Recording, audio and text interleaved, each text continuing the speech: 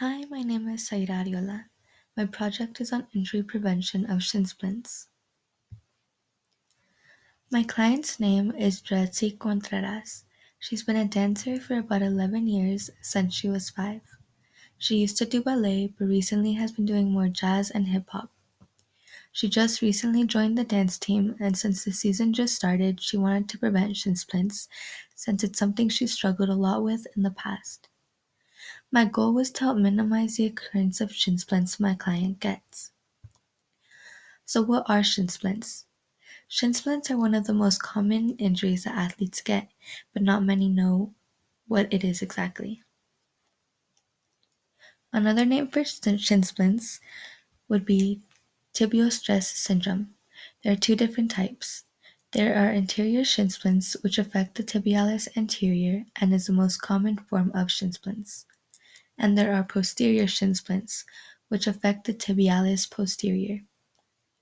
The pain that comes with shin splints can be sharp shooting or dull, and is often an aching feeling that continuously gets worse with exercise.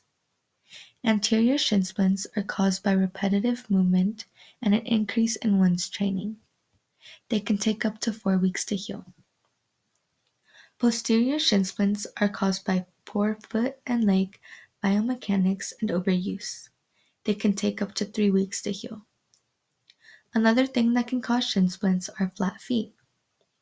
Some things that can help prevent shin splints are strengthening your calf muscles, abductors, and hip muscles.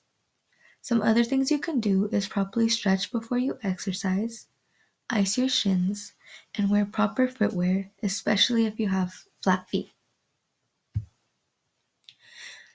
For my baseline measurements, I tested my client's flexibility and strength.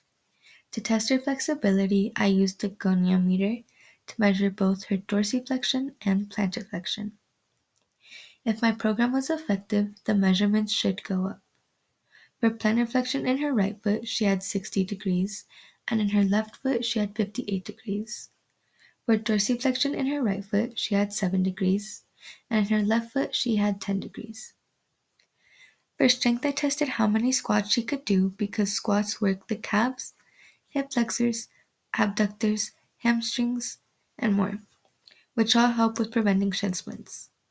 If my program is effective, the number of squats my client can do should go up.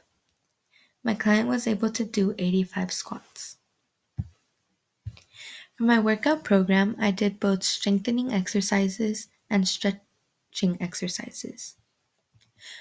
For her stretching exercises, I had her do knee lifts, the butterfly pose, hip circles, the seated figure 4, the downward dog, the pigeon pose, the simple quad stretch, lunges, the gastrocnemius calf stretch, and side lunges for 60 seconds each leg for each exercise.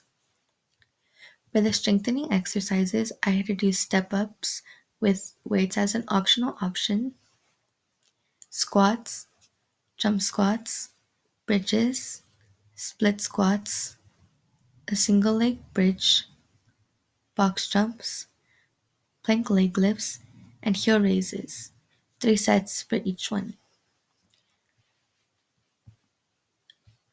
And there are also pictures of her doing each exercise or some exercises.